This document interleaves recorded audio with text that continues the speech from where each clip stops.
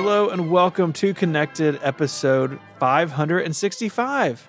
What's the thing where the letters are the same both ways, Myke? Palindrome. Welcome to the palindrome episode of Connected. We're going to do topics in reverse chronological order. No. Not doing that? We start at the end and then do the beginning one and we just meet in the middle. Maybe. Yeah. Anyways, today is August 13th, not a palindrome in any way.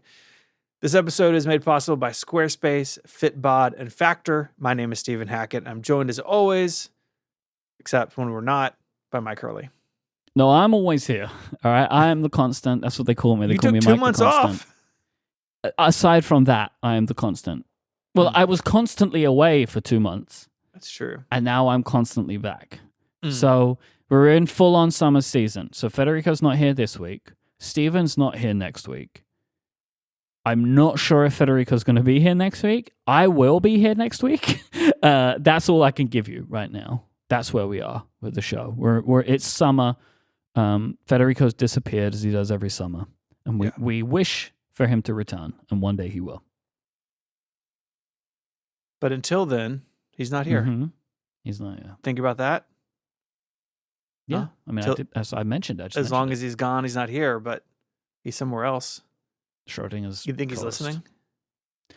Not right now. I don't think he's listening right now. Maybe he'll listen later, though. To tell Federico how much you miss him, find him on social media. He's on Mastodon and Blue Sky and email, the original social media. And send him a screenshot of your home screen. Oh. I like home screens. Yeah. I'll take a look at what you're sending him. Yeah. Hit him up. We have some follow-up. Okay. iOS 26 Beta 6 is out. We're going to talk about that more in a little while.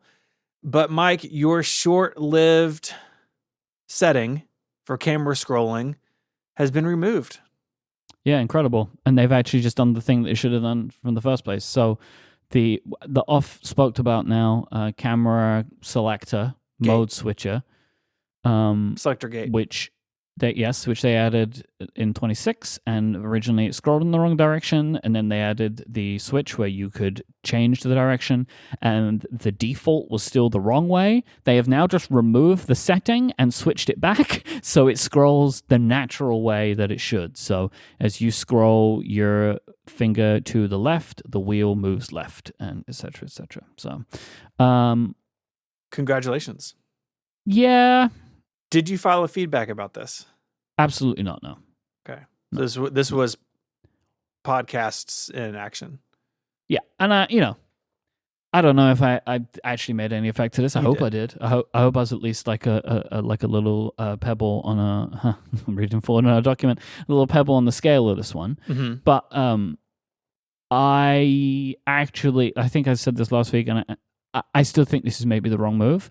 But we'll see how it goes. I think just this change in general is going to be the Photos app of iOS 26. Yeah. I needed to shoot a panorama yesterday. Yeah. You saw it. I sent it to you. It took me a second to be like, wait, where is it now? Because it's clunky. Yeah, it's clunky. It lacks context, which I think is my big problem with it. I get wanting to simplify the camera app, but I think maybe they went too far. But we'll see. We'll see how people respond to it this fall. I mean, it's also like a selector where your thumb is physically covering the thing that you need to select ultimately, which is not. It's not great, but we'll see. We'll see. I mean, look, for me, the amount of times in a year where I need one of those other settings is slim, and so like I get the idea of simplifying, but I think there might be a different way to do the simplification, but maybe we'll talk a little bit more about this feature later on in the episode. Actually, when we can talk more about 26. Okay, tell me about Pebble. Yeah, did you see this? Because I know that when the Pebble came back, I think you ordered one, right? I did, yeah. Underscore and I both ordered on launch day. Did you see that they got the Pebble name back? I did. Totally wild. It's very interesting. Yeah, so like as a refresh, basically the original founder of Pebble, this is the original smartwatch, I'll call it for the sake of it. They were able, Eric Michikowski they were able to convince Google to open source the Pebble OS and design. So they were able to make new Pebbles. Mm-hmm. But they were calling them Core, I think, like Core devices. That's right. Was the kind of the name. Well, they have now, I think, unbelievably, and for a reason, I don't understand the reason, they have gotten Google to release the trademark to them of the name Pebble. Which is just like, I don't know if they had to pay for it. They probably did. I don't know how much they would have paid for it. But it's fascinating to me. If like at this point, why did Google ever buy that company? Maybe there were some patents that they got. Maybe. I don't know. But it's a bit like, it's odd. I mean, I'm very pleased for them because everyone was going to call these things Pebble. And so I'm happy that they're able to get the name. And then also today, like I put this in the notes, and then today when I did my final check of RSS today before doing the show, Victoria Song at The Verge had an article about the kind of final design of the Pebble Time 2. So they're bringing out two. I think it's like the Pebble Duo or the Pebble Core Duo, which is essentially what the old Pebble looked like and feature-wise. Yeah, black and white ink. Yeah, and the Pebble Time 2 is more interesting. It's touch screen, it's got RGB backlighting, it's got an e-paper screen, which it can be a bit more responsive and show more color and stuff. And so they show us the design of this. And I would say this looks like a pretty decent smartwatch design-wise. Neither of these are watches I would want to wear, but I'm happy that they exist. Mm-hmm.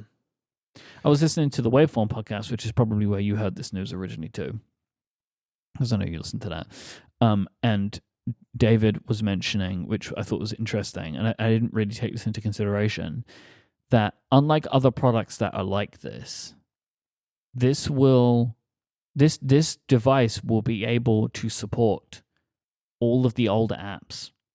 So it will launch with like a bunch of software just available, which is not normally how something like this goes, right? Yeah. Like it's usually like, okay, here's the thing, and we're hoping people will adopt it. Right. But like, no, there's like a bunch of stuff that already exists, and that maybe people that made it might want to update, play around with that kind of thing. But yeah, I think I think it's really cool that you will be able to get it, and there'll be like a bunch of cool watch faces and all this kind of stuff, and it'll all just work.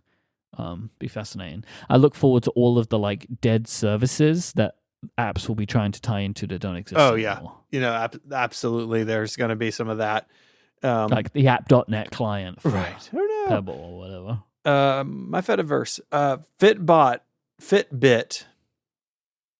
is a sponsor. Fitbit, yep, not a sponsor yet.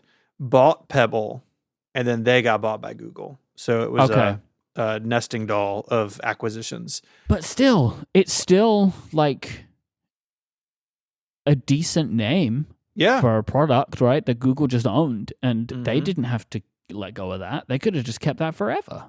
Yeah, I don't know. I like it. It makes me have good feelings towards Google, and maybe that's enough. Sure. I'm excited about it. I mean, I ordered one. I think it's really cool that he's gotten it back, and I'm sure it's going to be very interesting to watch how this goes. I think. Mm-hmm.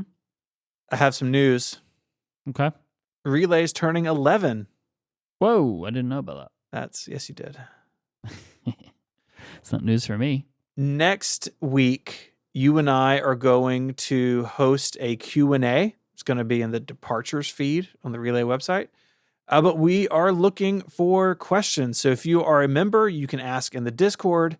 If you're not a member, you can ask at relay.fm/membership/feedback. And hit us up with questions about turning 11. Yep. There's a link in the show notes too. Yeah, so we will be recording a special episode of what is a membership show that we do called Backstage, but we are going to release it for everybody. So you can hear it, and can hear, I don't know, we'll answer your questions, whatever you want to ask us about Relay's 11th year, which, wait, it's about to begin. Yes, the 11th year is about to begin. It's the first Yes. annual problem. Yeah. Because what, we're still in the 10th year? Is that how that works? Yeah. Yeah. Yeah. Numbers are difficult. It's true. But here we are. So yeah, hit us up. Speaking of memories. Oh, God. Yeah, I know. Good. Look at me. There's an app called Cassette, which has been making the waves on every blog and timeline that I participate in reading over the last couple of days. What is Cassette? Cassette is a new iOS and iPadOS app. It does run on the Mac, but I think it's best on the iPhone and iPad. By Devin Davies, who wrote Crouton, which won an ADA, I think 2 years ago. Anyways, Cassette is an app that pulls videos from your photo library, and you can watch them on your phone. The whole sort of feeling of it is the nostalgia, right? So they look like VHS tapes, gets played on a TV, or you can AirDrop them you can AirPlay them to a nearby Apple TV and like scroll through your home videos in this kind of compelling way. It's really fascinating. I was added to the test flight about a week ago, and it was one of those, I haven't had this in a long time, but like I kind of looked up and realized how much time had passed. I was just like looking at my phone at my desk, like playing old videos of my kids running around. It's really cool. And if you're nostalgic for those sorts of things, like you open your library, you find a tape labeled a year, and like you can sit back and watch all these videos from that year. It's very compelling. Yeah, you can let them play. You can swipe up and down like TikTok, or you can press like a shuffle button and it will shuffle through the videos of that year. There's a lot of skeuomorphism. Not a lot. There's a good sprinkling of skeuomorphism, right? Like in its tapes that you're selecting, the tapes get put into a VCR and then they load and start playing. There is like a VCR style date and location information that shows over the top of the video. There are no filters or anything. Like this isn't making your videos look old, although I would not mind that. Yeah. Right? Like I think that would be a nice maybe premium feature, like give me a CRT filter on this. I think that would be kind of fun. But I think that it's good that by default it's not that. And it's just great UI design. Like ultimately, it is just in the sense of like it looks good, but it's also just like a very good user experience for watching old videos. And with the way that it's presented, it kind of works for seeing stuff that's like random and old to you. Yeah. Because this is a thing that is maybe going away, but like me and you would have had this for sure. Yeah. Where it was like this idea of like taking a tape and pressing play and just seeing what was on it. Mm-hmm. And it would be that one tape could be 3 different family events or whatever that were on the VCR tape. And it's actually, this app has hit me at like a kind of like a perfect moment in my life, I think. One is that like I'm trying to take more video now that my child is doing things. And I'm taking specifically what I've referred to at home as awkward family videos, where I am recording for just a little bit longer than anybody particularly wants. Because that's what it was like when we were kids, right? Like your dad or your uncle or your mom or your nan or whatever would get the video camera out and would just start filming. And it was just like, there's nothing really happening here. Like I'm not, we're just like at a barbecue or whatever. And so there's just been times when I've started filming something that Sophia was doing and then just kept filming going. And I've already started having these moments where there's like a funny little thing happens, right? Like she'll do something that I wouldn't have caught otherwise, and it's nice to have it. And I've also like, this sounds ridiculous, but I'm hoping that you will be able to understand this. Like my child turns 6 months old next week. And I am already nostalgic for like 3 months ago. Yeah, totally get it. Okay. Like, it's a very strange thing, but like I see photos and videos of her from 3 months ago. I mean, when she's that little, she looks like a different human, right? Yeah. Which is one thing. It's like that person is gone, like this tiny, tiny little person, and her hair was all dark, and her face was a different shape. And so, like, it's nice for me in a way to just look at films from this year. But like, I was looking at it today, like one of the tapes that I loaded. Well, every time I've used the app, which is lots now in the last day or two, there's like a button that says "Take me somewhere." You just press it and just load a random year. I was looking at ones from this year, and it's just like all these little things, like, oh my god, I forgot about that, and da da da da da. The one thing I would like to see the app have is like a global shuffle. So like when you press the shuffle button, it's shuffling the video clips from this year. It would probably have to be a separate mode or something. But like I would love to just watch videos completely at random. Like, here's something from 2014, here's something from 2019, here's something from 2017. I know it's kind of different to how the app works, but I would also quite like that, just because I like the experience of just like hitting the buttons and going through and stuff. But it's brilliant. It's just like a really weird, fun, little brilliant app. And like, it doesn't, I'm not surprised that it's being written up so much. And I think especially by parents. Yeah. This is a parent like catnip kind of app, I think, because you end up seeing like these little videos. One thing I'm not sure if it's doing, is it? No, I don't think it is actually. I wondered if it was showing the video of live photos, but I don't think so. I don't think. But what I remember now is what I think it is doing. I made a couple of loops, and I think they kind of show us videos. Like if you turn a live photo into a loop or something, because I got a couple that were like clearly were live photos, but they're not showing live photos. But anyway, brilliant app. It's really worth checking out. You can download it for free, and there's some premium features, but everyone should give it a go because it's just really weird and fun. This episode of Connected is brought to you by Squarespace, the all-in-one website platform designed to help you stand out and succeed online. So whether you're just starting out or scaling a business, Squarespace gives you everything you need to claim a domain name, showcase your offerings with a professional website, grow your brand, and get paid, all in one place. What's great about Squarespace is you don't have to be some fancy web developer to build something awesome. I love that I can get into a site, lay out some pages, add some different features, all in their awesome user interface. I'm not dipping down to code to make something cool happen. Now, don't get me wrong, a lot of that stuff is there if you need it, but most people won't need it. And I love that Squarespace has democratized web design and development. And you can get discovered quickly with integrated SEO tools. This is another thing that I'm not an expert in. Nobody wants to build a beautiful website for no one to see it. That's why every Squarespace website is optimized to be indexed with meta descriptions, an auto-generated sitemap, and more, so more people can find your site through search engine results. And you can keep track of those people with built-in analytics. They're intuitive, super easy to use. You can review your website traffic, learn where to focus engagement, track revenue from bookings, invoices, or product sales. I've built a ton of sites on Squarespace, and I will continue to do so. It is the best place to go to build a website. If that's you, head on over to squarespace.com/connected for a free trial. When you're ready to launch, use the offer code CONNECTED to save 10% off your first purchase of a website or domain name.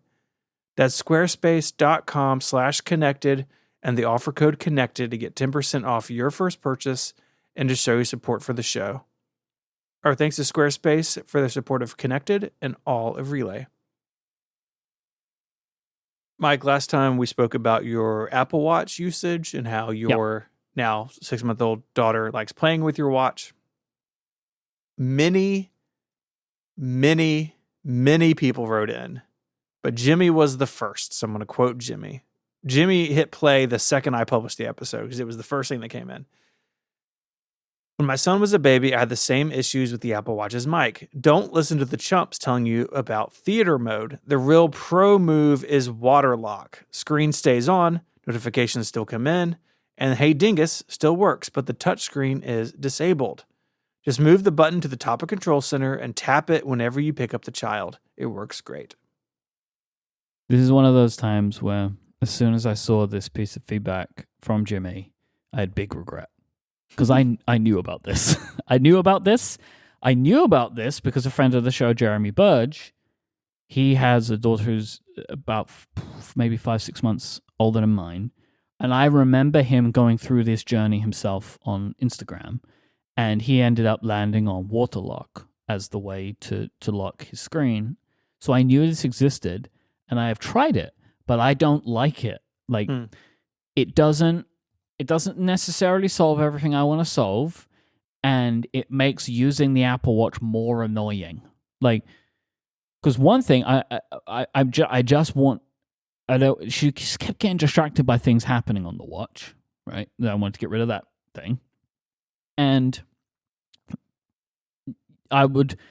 things would happen before I would get to press the button, before I would remember, right? Like, she would start sending messages to people or whatever, and I'm like, I got to put it on Waterlock. Or I would have to have it on Waterlock all the time, which just makes the watch just bad to use, right? Yeah. To be able to interact with it. And you've got to press it down, you've got to wait for the do thing, and then you're ready to go. So I know it's the thing that exists. Thank you to everybody that wrote in. I've been getting this on all of my various feeds everywhere. This feedback has been following me around like a ghost this week. It is good feedback, but it solves problems, creates some small new problems, and I'm not sure that I really want to do it anyway. So when I got home last week after recording the show, I went upstairs, I put my Apple Watch Ultra on my charger, and I got one of my watches from the closet, the watch that I bought for when me and Nadina got married, because I didn't want to wear my Apple Watch in my photos, which is one of the best decisions I ever made, and I recommend. I was there when you got it. You were, because I bought it on my my stag. Yeah, it was awesome. Bachelor party, that's the phrase. Yeah, we went and got it together. I will give this advice again: when you're getting married, just wear a watch. If you want to wear a watch, don't wear an Apple Watch, because they look so dated over time. I don't recommend it. But do your thing. But that's my recommendation to you. And so I have been taking some notes over the last 7 days of going back to a mechanical watch. So the first thing I noticed is I set timers a lot. The way I first noticed this was when I wanted to set a timer and I tapped the face of my mechanical watch. And then later when a timer went off and I wanted to stop it, and I pressed the crown of the watch. So none of these things did anything. So that wasn't helpful. So okay, that's thing one. And I'll say the experience of setting a timer on the phone is so much worse than on the watch, because it always makes a noise, right? And I know you can turn this off, but then my alarms don't make a noise, which is another problem, which I'll get to in a minute. But I set a lot of timers for like sterilizing things and all this kind of stuff. So that's frustrating, but there's a way around it. I just do it on my phone. Fine. Speaking of alarms, my alarms, plural alarms for waking up in the morning, way more effective when it's actually physically shaking me. Yeah. But at the same time, when I do hear the alarm, it's harder to turn it off, which is also waking me up. So, yeah, kind of 6 of one, half dozen of another there. I miss having a very quick check of what the temperature is. That was one of the. Yes. That was like the complication that I would have on even the Photos watch face, which you can have. I'd have the Carrot Weather little temperature guy on there, but I do have it on the lock screen on my phone, so I've just kind of been trading my muscle memory in for that one. Losing some of the health features on the watch from the Apple Watch is annoying. Like the rings is maybe not a thing that I care about as much, but I like the vital stuff and I like the sleep tracking. So I am considering maybe wearing my Apple Watch. Maybe I'm giving the game away here, but I'm considering wearing my Apple Watch for sleeping to get that, right? Because then I would get my overnight vitals and I would get my sleep tracking, and that's cool. I've not really spoken about this because I don't really know what I think of it, but I've been wearing a Whoop band for the best part of a year. My feeling to Whoop is that noise. Yeah. Like, I've tried it a couple times and it never sticks. They have a new version, which is a bit controversial, but if I just ignore that because it's not really something I care about. But they have a new version that is less focused towards athletes which I think might work better for me. The Whoop band is like never happy with me. Like it's just never happy because I'm not maximum straining every day. I'm just not doing that. It's just not the type of person that I am. So I'm considering that maybe, I don't know. Like I haven't made my mind up about the Whoop, but it is at least a way to track things going on health-wise. But I do feel a bit like I was in the health app the other day and was like, none of these trends are going to work anymore, right? My heart rate, all that kind of stuff is gone. And like that is a frustration. Now, in theory, if the Whoop works enough, then maybe it can help a little bit. But like that is the big hang-up for me. Of the things I have lost, this is the thing that I am the most not sure about. Like some of the auxiliary health focused things on the Apple Watch are really good and I value them. Yeah. And so I'm not really sure how to handle that. Again, this is pointless to say. I just wished Apple made something that was like the Whoop band. It would solve all of my problems. And like I think there is a genuine market for this product. Whoop has been very successful. Fitbit is very successful of like these products that aren't full on watches, but they can help you track your health. Maybe I should get a Fitbit. Maybe I should get a Fitbit. If you have a Fitbit and you like it, send some feedback. I would like to hear about that. Yeah, my problem with Fitbit is most of their products are now watches. Like I think they still have a few. I don't want watches. I think they still have a band, but they've clearly kind of moved into the like the Charge 6 is one of their bands. Yeah, no, I don't want this. The tracker has got a screen on it. I don't want this. Yeah. Yeah, I don't want this.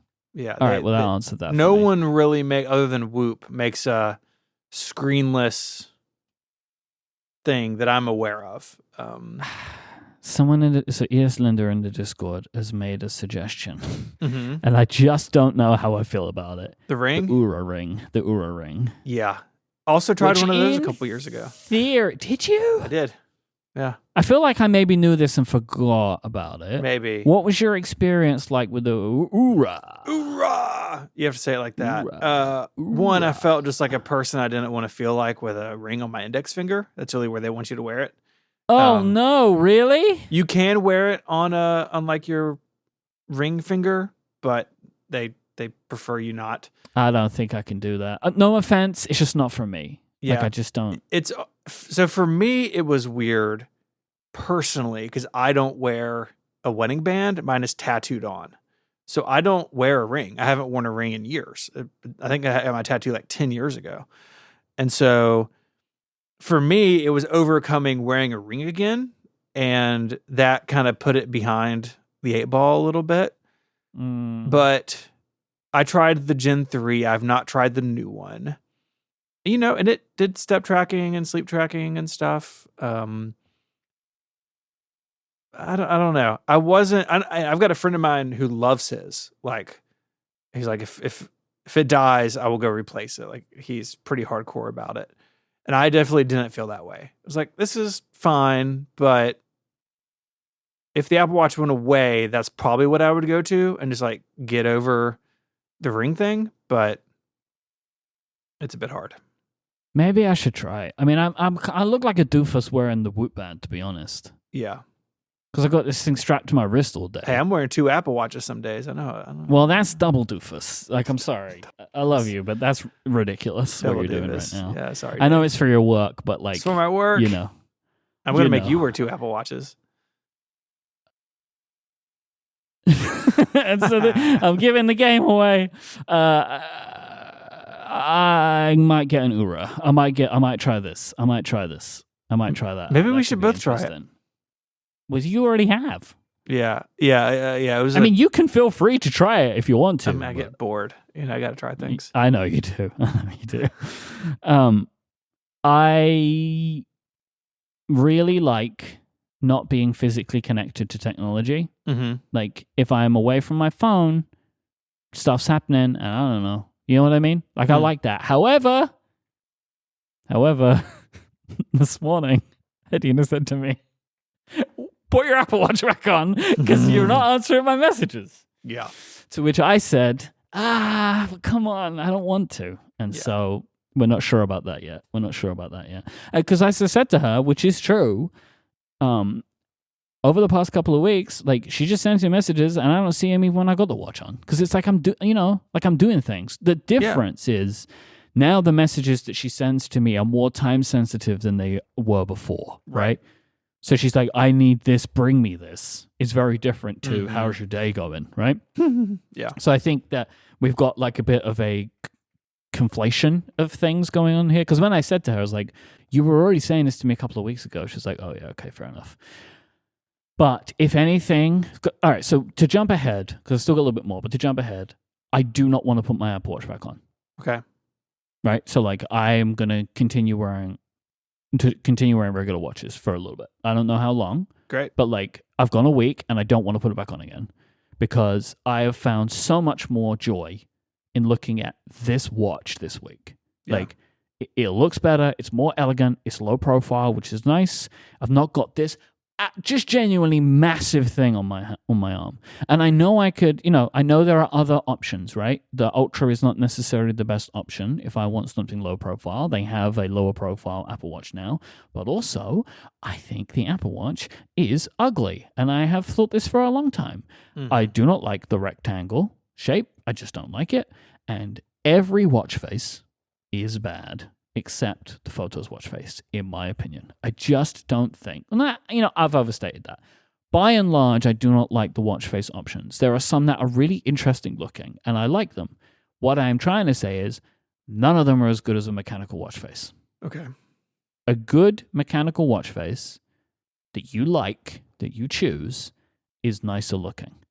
And if you think to yourself, I don't know what you mean by that, think about how much you would like a third-party watch face store. Because that's essentially what real watches are, right?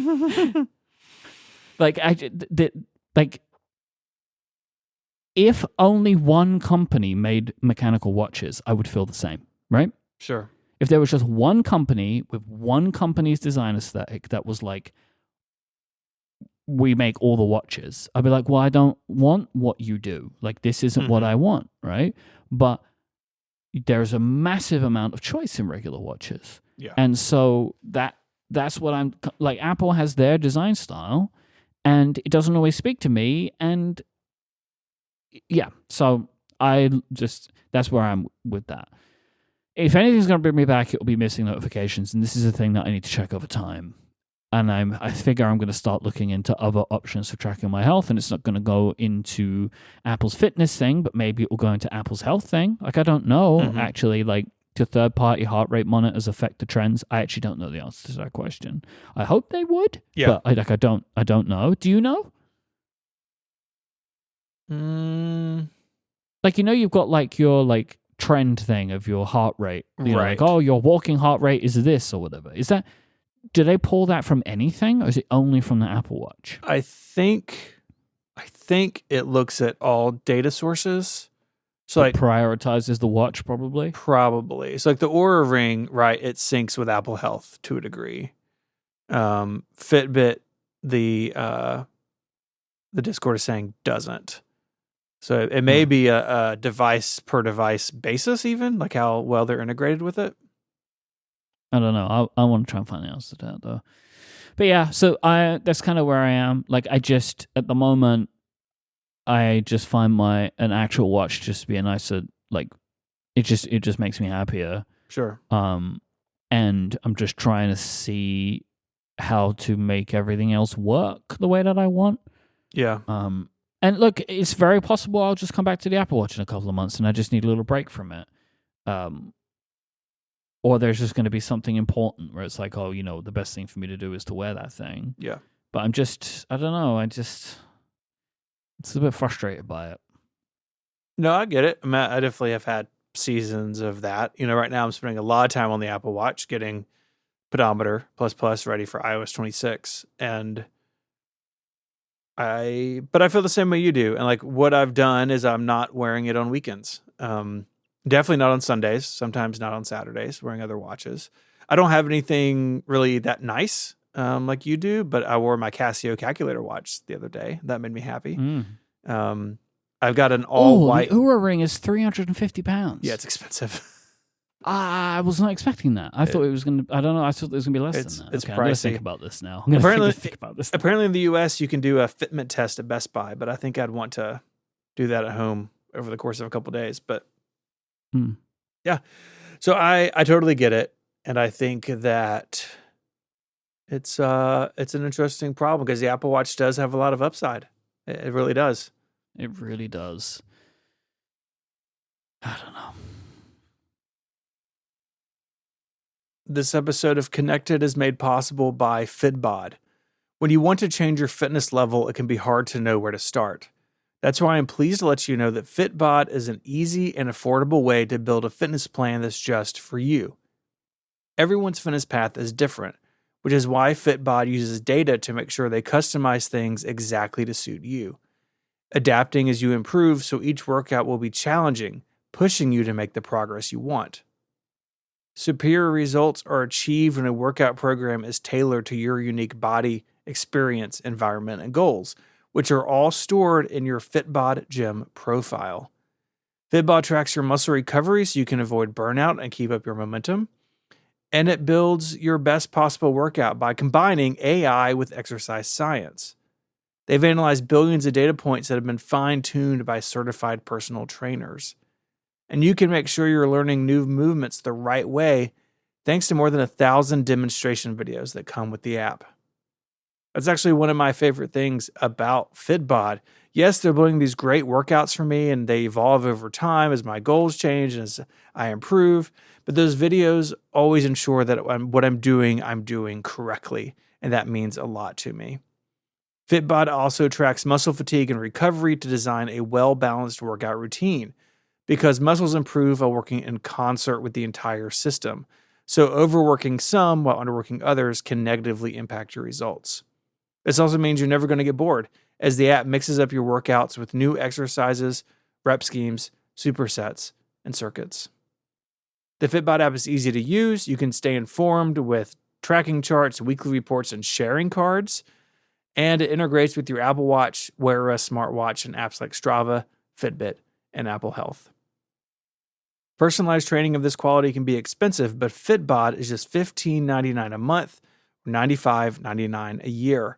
But you can get 25% off your membership by signing up at fitbod.me/connected. So go and get your customized fitness plan at Fitbod, Fitbod, fitbod.me/connected, and you'll get 25% off your membership. Our thanks to Fitbod for their support of the show and all of Relay. So you did a great job photoshopping some CarPlay stuff, but I don't think that was the intention of your article. That's true. How would I know that you do or don't have the entire C-suite of Apple in your contact list? Maybe you do. I don't know. But this was to get some feelings out that you have about the Messages app in CarPlay? Is it changed in iOS 26? Is that the deal? Yes. So in iOS 18 and before, the Messages app was just a list of messages top to bottom. And you tap on one, it reads you the most recent message, and you can reply to incoming messages. All voice, right? There's no, you're not getting a keyboard. I had a question about, like, how do you read them? I was like, it reads them to you. Siri just reads them. It's great. We have CarPlay in both of our cars. In my wife's van, it was from the factory. My truck, it's via an aftermarket radio that I put in on my sabbatical, actually. And it's great. So CarPlay is awesome. I would not want to drive a car without it. And for me, the biggest use is messages, because I message all day, every day with a bunch of people, and I can just have it read them, and I can say things back. It's great. In 26, I think what they were trying to do is bring the concept of pinned messages to CarPlay. So on the iPhone, iPad, Mac, and Apple Watch, you can have up to 9 pinned conversations, which I have all 9. It's mostly... I would love 12, by Say the what? way. I would love 12. I could use 3 more as well. I would take 12. Yeah. So I've got a mix of family and friends and group messages in there. That's why I photoshopped all the Apple people in there, because I wasn't going to dox my entire family. But the thing that's nice about it is that those 9 sync across all your devices, and they're always in the same order. So I know if I look at messages, Myke, you are the bottom left. And you've been the bottom left since this was a feature. Like, I don't know how I feel about bottom left. that's where you are. Where would you prefer You're to middle. be? You're middle left for me. I just don't know how I feel about bottom left. Maybe I could move you to the maybe middle. it's good. No, you don't need to move me to the middle. I'm trying to work out how I feel about that, you know? Okay. I've got friends, family, it's great. They've brought that to CarPlay in iOS 26. But CarPlay screens are all different sizes and all different ratios. Some are vertical, as we were talking about in Discord yesterday after I wrote this article. And so Apple chose not to preserve the 3x3 grid. And so in my particular truck, the grid is 5 across. I have a 7-inch display in my truck, so it's actually not that big compared to more modern vehicles. Like the Tundra I had for a year had a 14-inch screen. It was like unnecessary in every way. And I bet CarPlay looks sick on a 14-inch display, but on a 7-inch display, it's a little cramped these days. So the order... Well, it would suck if you wanted to talk to the person who was last on your list if you had the 14-inch I know, display. you need like a... You'd be reaching over to the stick. passenger seat to text me. Yeah. You know? That's why you're on the left. You'd be fast. And so my initial complaint, the reason I wrote this article or was going to write this article was it breaks the muscle memory of where my favorites are. And I find that really annoying. Yeah, and I also feel like while we're advocating for 12 would actually make this way better because it's an even number, right? So you would be able to break. Well, it if you have a easily. larger screen, so the van also has a 7-inch display, so that CarPlay looks the same on both of them. But I did get an email from somebody with, I think they said it had a 10.5-inch screen, and like the layout's a little bit different. So they're trying to accommodate for all of this. And Sure. I think what they've settled on, this may not be done. This is how it's been now for at least, I just put 26. I put 26 on my regular phone, beta 3, I think. And it's been the same, I think, since beta 3. So it hasn't gotten any better. But they're trying to adapt for multiple screen sizes. And another side effect of that is that names get truncated. So if you look at my list, you can see Catherine Adams, Craig Federighi, DJ O'Brien. Their names are all like ... like just slowly fade away. They're truncated. And in my family, our last name is Hackett, right? That's 7 letters on its own. And so if you have, a bunch of people with their first name and then Hackett gets truncated out or Hurley gets truncated out. Now, there is a setting in iOS where you can tell it to prefer to use like first initial last name, just first name, just last name as a quote short name. And I did not have that on, I do now, and it does help.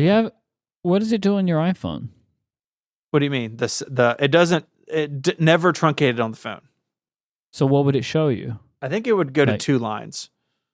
Oh, really? Because I don't know why. As I don't know about this setting, but mine are all just first names. Maybe that's what it is on the phone. If that's the case, then I don't know why they would do the surname. Yeah, I don't know why they would do this, but it makes it look even worse. The unread badges should be in a consistent location. Like with Tim Cook, it's up there like at 2:00, and then on the other ones in the list below, it's at 9:00, like it is everywhere else. And then also, I didn't notice it after I published. Messages at the top of the screen, just not centered. Just not centered at all. Just don't know is this one of those things where it's centered within not within the full screen, but within the frame of the messages window? Which maybe, yeah. Not. I think it's centered from the dock to the far edge. Yeah, maybe, but that's the wrong choice. Not great. What do they call that? Visual centering versus... It should be centered with Eddie Q in my screenshot, I think. So anyways, that's all adds up to something that feels like an Android phone app that got installed on a tablet. It just feels stretched out and weird. And the thing that kills me, and I added this after I published, but if you look at the blog post, it was there a couple hours later. They solved it in the phone app. So in the phone app in CarPlay, you have favorites, recents, contacts, and then the dialer and voicemail. it's a tab controller. Like you could put this navigation in messages and have your favorites. Pinned. Yeah. They could be in a grid, and then you could have recents. You just need 2 of them, right? Or other or something. So I hope that they look at phone and make messages act and look more like phone, because really it's borderline unusable. I think the tap targets are also really small. Again, on a 7-inch screen, which is not huge. I feel like 7 inches is kind of in the middle when it comes to CarPlay screens. Because to be fair, right? Because you could say like, that what they've tried to do is have a visual consistency, which is why they did it this way. But that's not the case for phone. Phone doesn't look or work like this anymore, right? Where on the phone now, favorites and recents are on the same view, right? Yeah. Because they could do the same here, couldn't they? Where what they've probably done there is that's the old phone layout or whatever, but you could still do this, right? You could split up messages and have one tab called pinned and then one tab called recents. Mm-hmm. I think that would solve your problem. I think that's a really good solution for this. Yeah, I think it would work too, because what they've built so far in 26 doesn't match anything. But the pinned messages are up there, but the width is based on the width of the screen, and so they're not in place, and the names get truncated, which doesn't happen. They do get truncated on the Apple Watch. If you go to your pinned messages on the Apple Watch, that display is also terrible. But I can't the articles about CarPlay. It's the thing I care more about than the Messages app on watchOS. But I hope they resolve it. And I get it. I'm sure it's challenging to design for CarPlay, but this isn't it. This one needs a little more time. Yeah, I agree. You like CarPlay a lot, though, right? I really do. Yeah, okay. So our daughter just got her learner's permit. So she can drive with me or my wife in the car. She can't drive on her own. She has to drive with a parent, which is horrifying. But it means in about a year, she'll be able to drive on her own, right? And so I'm like, okay, we're going to become a 3-car family, right? And so in thinking through what would I get for her as a car, because I love car shopping. It's basically my favorite thing to do. I just look at cars and bids and bring a trailer every day. Just what if I bought this? What if I need that? I never act on these urges. That's not true. Well, we've never been a 3-car. Oh, that's also not true. We were a 3-car family for a little while. Yeah. But then we sold the Jeep. I owned half a Grand Wagoneer for a while. It was glorious. I forgot about that time. It was so good. Sometimes I still see a Grand Wagoneer. I'm like, I need some wood paneling in my life. One day, why don't you put some wood paneling on the truck? On the Tacoma? Yeah, that'd be great. Yeah. Do it on the van. That'd be sick. Everyone will be really happy about that. But in thinking about what to buy her when it's time for her to drive, it's obviously going to be a used car, right? I'm going to find something older with some miles, because first cars end up, getting dings and that sort of thing. I will get something with CarPlay or something I can put CarPlay in, because I think it genuinely is the best way to have a phone interface in a car. And I don't want her on her phone in the car. I want, if she needs maps or something, I want her to have Siri and CarPlay. And that's what she has in the other 2 cars. And so it is important to me. I would not drive something without it, I don't think. I can't believe that she's driving. It's very upsetting. I can't believe it. That's unbelievable to me. Could you ever go back to a non-CarPlay car? Is there something is there a car that you could imagine could exist that would pull you away, or is it just is that a no-go? I mean, for a modern car, I think it's a no-go. I'm interested in a Rivian, but it's not really realistic for me, I don't think. If I were to buy something old, if I were to, act on my impulse and buy an old 4Runner from the 90s or something, that would be okay. As long as I could have a way to play music, right, via Bluetooth or something, or a tape deck Bluetooth thing, that would be fine in a certain type of vehicle that I'm very likely never to own again. But anything that I was going to drive as my car, to replace my Tacoma with something, I would want I would want CarPlay. I really don't know what would pull me away.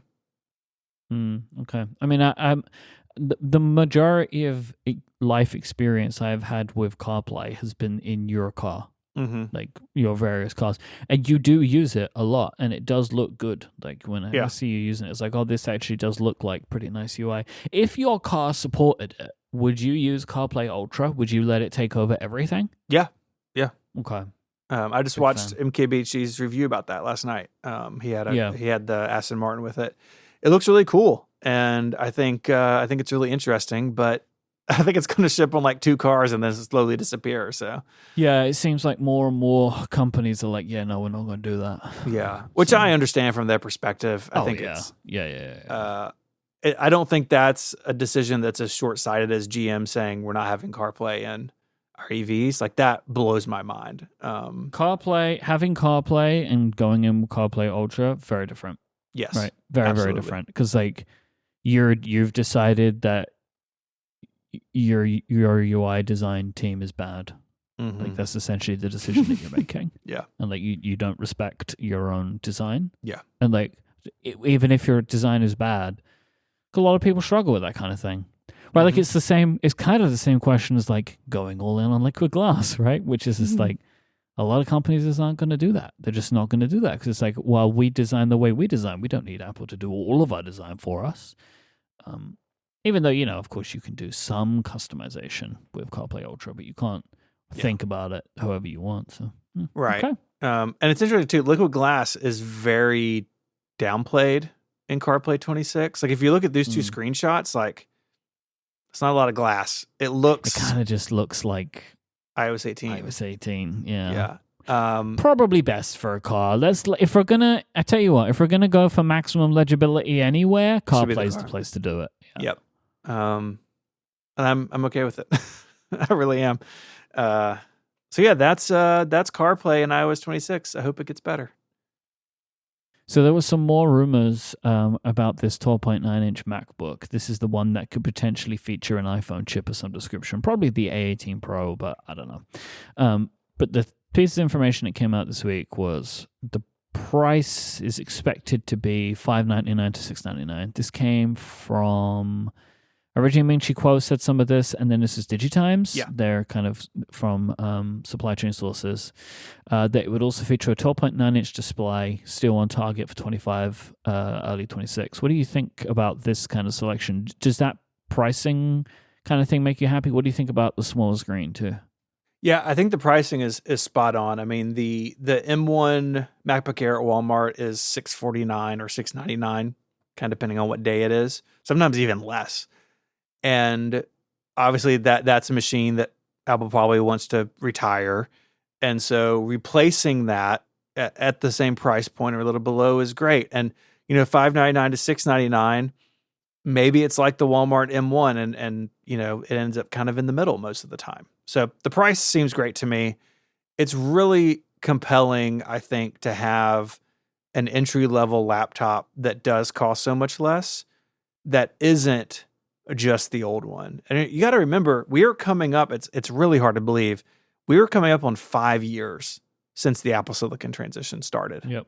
The M1 came out in the fall of 2020, which I honestly cannot believe has only been 5 years, but also has just been 5 years. Like, it feels too short and too long at the same time. Post-COVID, how does time work, right? And the M1 Air has been great, and I think is still a really good computer, but is definitely older. And so to replace it with something that's a bit more modern at the same price point seems like a great win. The screen size, I'm a little less enthusiastic about. For a long time, the MacBook Air, and even like the white and black plastic MacBooks, were 13.3 inches. Correct. And the current, slim design, the M2, M3, M4, that is 13.6 inches, I believe. So 12.9 is smaller, noticeably smaller than the current MacBook Air, but it's a little less noticeably small than the M1. And it may be a little tight for some people, but if that's what helps them keep this price point low, then I understand the trade-off. And even though it's kind of a middle ground, like this isn't at 12.9 inches. It's not the ultra portable MacBook that I think was 12.1 inches. You know, the one that introduced the butterfly keyboard and USB-C. Really just a cursed laptop in many ways. If you think about it, this is not an ultra portable, but it's a little bit smaller than the MacBook Air. And if you think about students and schools and commuters and like putting these in the hands of like a sales force of people, you know, going out into the world for your business, like I think it'd probably get the job done just fine. I'm definitely very curious to see how this goes, because a new entry-level Mac laptop doesn't happen very often. Really, it hasn't happened in the modern era hardly at all, because that 12-inch MacBook was expensive, and then they goofed around with the MacBook Air and almost killed it, and it's this new territory. And so that is very exciting to me to watch. Yeah, I mean, I wonder what these displays are. Like, my thought was originally it's like an iPad display or something. Like 12.9 is just odd. It's just like an odd choice to me. Like you'd think that Apple would have a pretty good flow of 13 point whatever inch screens. Like I don't know why they would make it smaller. I don't know how much cheaper is it to have like a slightly smaller display. Maybe it's just purely a differentiation point that they want to have, that Maybe. like the cheapest one is the littlest one. I wonder if, like, so, you know, you saying about the M1 made me kind of remember / realize about Adina's using the M1, like the original M1. Mm-hmm. And like her whole thing is like she just doesn't want to upgrade because she doesn't like the way that the M2 generation looks. She thinks it looks too big and bulky, which is fascinating because it's not, right? Oh, do you think this machine would have a wedge design? I think it might. That would be really interesting. No, I don't know if I think that really, but maybe. You know what I mean? Like, it'd be maybe, interesting. It's for people that like that design style. I would like it not to, because I think the M2 design style is better. Me too. I disagree with Adina. Sorry. I can't believe that she feels that way. Like I said to her, I was like, yes, it's thinner on one edge, but the other edge is thicker than my one. And I just think but anyway, so like, the reason is like I kind of actually now hope that it will have a thin wedge shape, because then this is a computer she could eventually move to in the future, because when it comes to the time that we do have to upgrade her, it's going to be complicated, you know? And also, you know, whoever it was that wrote that the op-ed for the wedge design on The Verge will get a treat for themselves when this laptop comes around. That is on my short list for the most ridiculous thing I'd read about the Mac in a long time. Yeah, but, you know, pour one out for the wedge shape, I guess. Pour it out. You know, I have an M1 Air. It's what I use for my screenshots. So my main machine, 14-inch MacBook Pro, M4 Max, loaded, space black. This machine is awesome. And the M1 Air is what I use for screenshots. And like it was the first thing to get Tahoe on it. And so I pulled it out the other day to update it, and it's also kind of like the MacBook Air in waiting. Like there's 2 kid laptops in my household for homework and stuff, but really this MacBook Air is getting ready to be handed over, I think, to be the 3rd kid computer.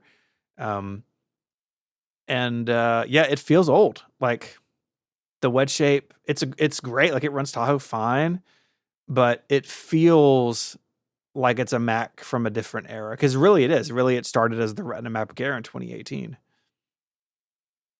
But you know, saying it's running fine, I've been having an interesting experience for the last couple of weeks. Okay, with my M2 MacBook Air. So I had the M2 from 2022, and I love this computer. It's my favorite computer of all time.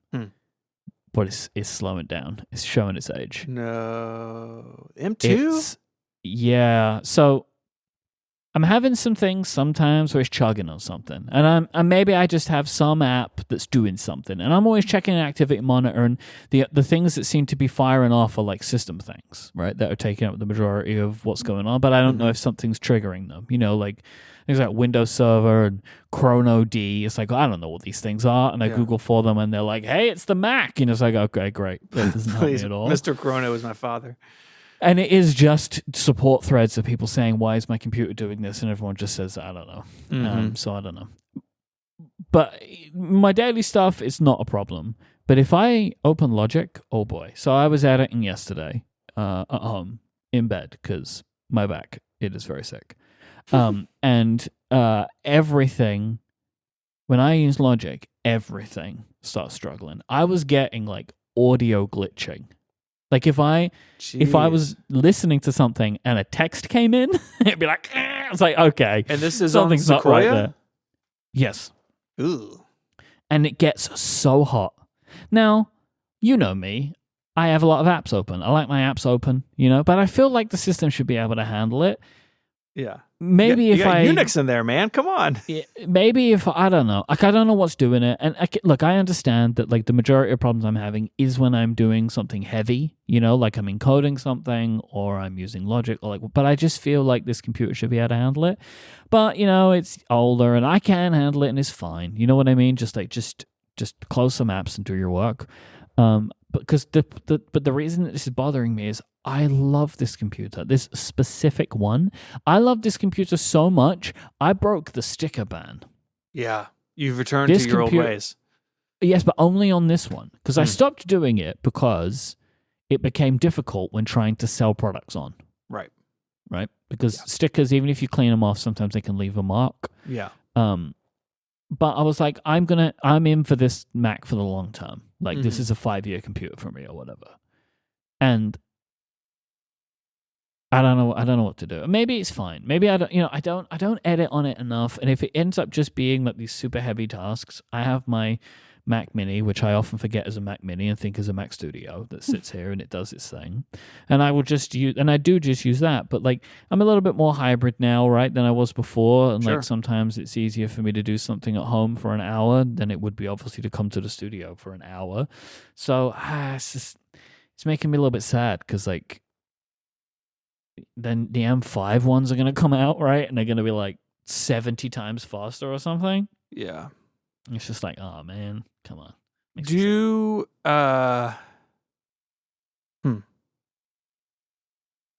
I suddenly had like a flashback to Gray blowing up a 12-inch MacBook editing Cortex. Yeah. Cortex strikes again. And that was after as well, like so around the same time that I was trying to export the video version of the show, and it was plugged in. I was also using the 12-inch MacBook. My MacBook was plugged in, and the battery was going down.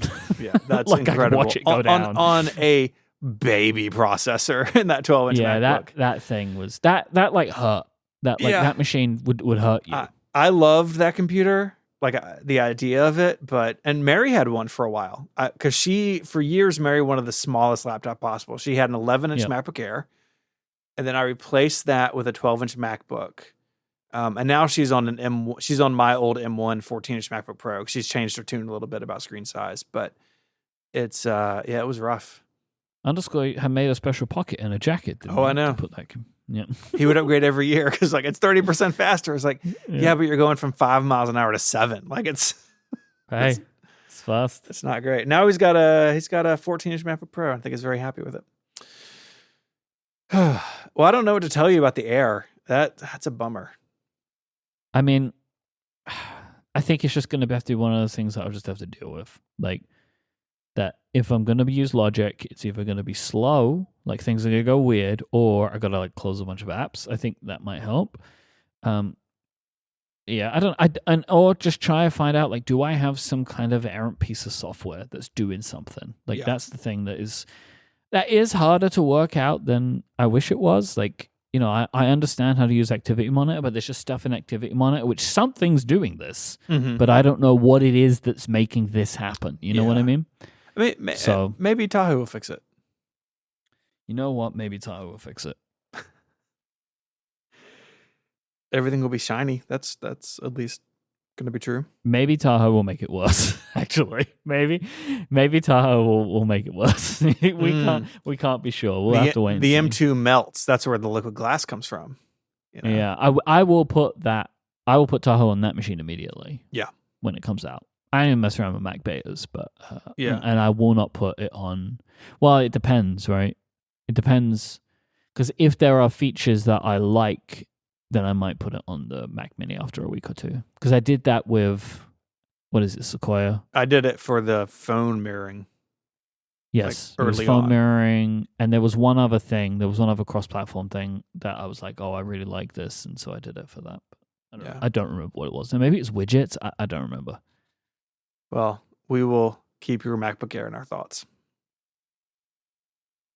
This episode of Connected is brought to you by Factor. Summer often means having a fun but busy schedule. And when it comes to eating before heading out again, you might only have a couple of minutes. This is where Factor can help you out. You can eat smarter with tasty chef-prepared meals that are dietitian approved and delivered right to your door. And now, with more than 65 weekly meals, you can pick what's right for you and have even more ways to fit in a real meal, no matter where the day takes you. With Factor, you can enjoy more variety and more meals. Choose from a wider selection of weekly meal options, including premium seafood choices like salmon and shrimp, and no extra cost. And it supports your wellness goals too. Enjoy GLP-1 friendly meals and the new Mediterranean diet options packed with protein and good-for-you fats. And you can savor global flavors. For the first time, try Asian-inspired meals with bold flavors influenced by China, Thailand, and more. For more choices to better nutrition, 97% of customers say that Factor has helped them live a healthier life. Feel the difference, no matter your routine. The Hackett household got a box of Factor meals recently in the mail. It was timed perfectly for the end of summer and the beginning of the school year. Yes, we start school really early here. And it's been great. We've been super busy running around, getting kids places, and the meals are quick, they're good, and they're good for us. Eat smart at factormeals.com/connected50off and use the code connected50off to get 50% off plus free shipping on your first box. That's code connected50off at factormeals.com to get 50% off plus free shipping. With Factor, you get delicious, ready-to-eat meals delivered to you. Our thanks to Factor for their support of the show and all of Relay. Okay, speaking of betas, we have beta 6. Seems like maybe we've moved into the weekly cycle. Time will tell. What are you running it on? Can we get a quick check-in? Yeah, I just still phone and iPad. That's it. Okay. I'm not running anything on anything else. Okay. I've jumped the shark. It's not on my main Mac. I didn't jump that shark, but iPhone, iPad, MacBook Air, my secondary Mac, and I put my Apple Watch Ultra on watchOS 26 this week. My wrist is hot sometimes, which is weird, but it's fine. Liquid glass is actually kind of interesting on the watch. You get the feeling that like things are like floating atop the UI more so than anywhere else, which is not what I anticipated feeling. But like when you pull down notification, it feels like a little blob of water on top of your watch face. It's weird. How does Waterlock feel about that? Well, if you do, if you do Waterlock it, you can't look at your notifications anymore. Can't do that. I feel like beta 6 has been pretty good. An interesting part of it, and Zach Hall pointed this out, there was an onboarding video in iOS, iPadOS, and Tahoe walking you through parts of liquid glass. Yes. Which I did not, I wish I had, because I would have sounded super smart today. I did not anticipate them adding something to the setup process, like showing you parts of the user interface and how they work. Yes. Well, you wouldn't recommend it. You wouldn't suggest it because it's not a very Apple thing to do, right? That just doesn't feel like something that they would do. It's what's the test when you look at the ink blots and Rorschach. Mm-hmm. Rorschach. Yeah, it's one of those, right? If you like liquid glass, You're like, hey, this is You know, great. it's one of those things. Yeah, it's one of those things. it's great. They're doubling down, and like they are. Like, this is the like liquid glass is not going anywhere. I feel very solid about that now. But if you don't like liquid glass, or you think it's a failure, you're like, oh gosh, they have to explain to you how to use it. What a failure of intuitive design. Like someone will say that if they haven't already. And I find it just super interesting that they've included it. Well, I think this is a learning of iOS 7. Yes, I think so when too. When you redesign the operating system, the first time you see that should not be on your own device. Mm-hmm. Like being walked through, and so I mentioned, I'll come back to this later, one of the things they walk through in this onboarding on the phone is the new camera app design. Brilliant. Yes, do that. If you're going to change the camera design, show people how it works. Like show them a video. It's like there's a few things that it goes through about like what it's going to look like. It's a pretty good video, and it's kind of giving you a feel, maybe getting people excited. You know, it's like, oh, what's this going to be? You know, and then showing you some stuff that you need to know. I think it's a good idea to do this. Mm-hmm. And they are using Apple's in this for years, but I feel like in each beta there's like one more app that earns one of these. The splash screen when you first open like notes or reminders, it's got a little panel of like, here are a couple of new features, or here's a new design element. And I think that's pretty useful too. Yeah. Obviously not it does, this video does start with visual intelligence. Yeah. Why? So I skipped it. And I didn't see the onboarding because I was like, oh, I'm fine. I don't need to know this. Mm-hmm. You know, so I just ignored it. Don't start with that. Start with the design part, then do visual intelligence. Now, of course, this is, I figure visual intelligence is only a thing that you see on a 16. Maybe, although you can do it from the locks, the control center. So maybe they would show that. But yeah, don't start with that part. Start with the very good iOS 26 walkthrough would be my recommendation. Showing that first felt like a hangover from WWDC last year. Was like, yes, didn't you guys learn that should not be the first thing? And like, visual intelligence is not new to the design. You are using the platform that you've created to explain the new design to promote an AI feature that most people aren't using or don't care about. Yes. That, and to be fair, that's a repeat of last year's mistake. Yes, before people correct you, the visual intelligence they're showing off is not the screenshot feature. It is the camera control feature. That's right. I believe they're both called visual intelligence. They are. Right? Yeah. But they're not showing the screenshot thing, just the camera control thing, which I don't know about that. That I think needs some thinking. But so there's that. It feels like liquid glass is more and more kind of what it's going to be. Still problematic in some areas, but they continue to tweak things. Yeah, I think it's looking better. And I think, so like our fallen comrade Federico's come around on it now. And like I think that what they've done, and I'll have a link in the show notes to a 9 to 5 Mac article where they show some stuff. It does feel like they've done a bunch of tweaks to legibility in some apps where there's content. And they've also added in more effects, actually, which makes it look cooler. So some controls and tab bars are now doing more, what is it called? Like dispersion, or I don't know if it's chromatic aberration. I don't even know if I said that correctly, but that sounds like a fun term. That's what Minimal Nerd said on X, but their username is Minimal Nerd 1, which bothers me. Oh, well, the original, it was taken. I think it looks better. I think it looks glossy in some more places, which is more fun, and I think that there is a better legibility.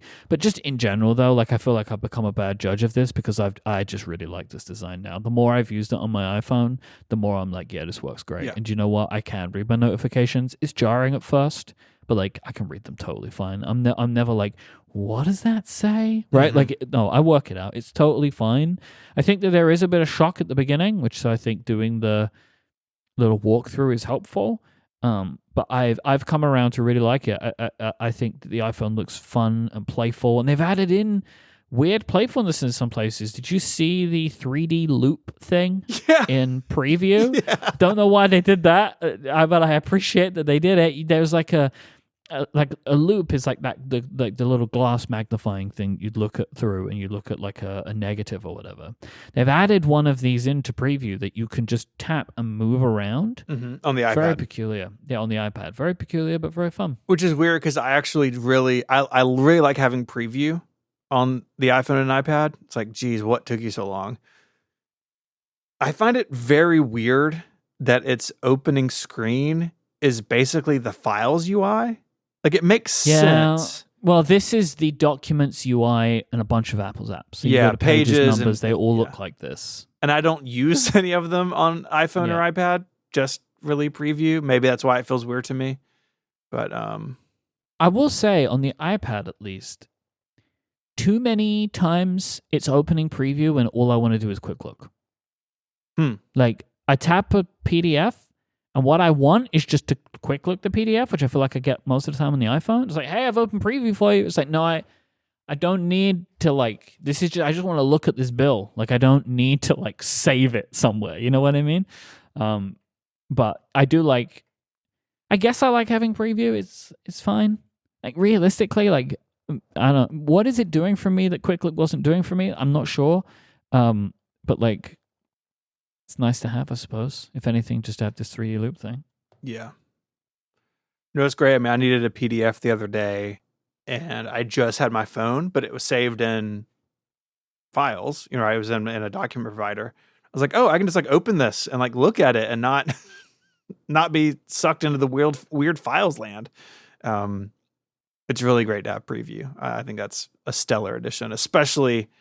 I mean, I like it on the phone. That was when it was useful to me, but I think especially on the iPad, like marking up PDFs and stuff is something a lot of people do in a lot of contexts. And to have the iPad be able to do that out of the box in an easier way is good. What do you think about the new lock screen clock? Because you're a fan of the tall clock, right?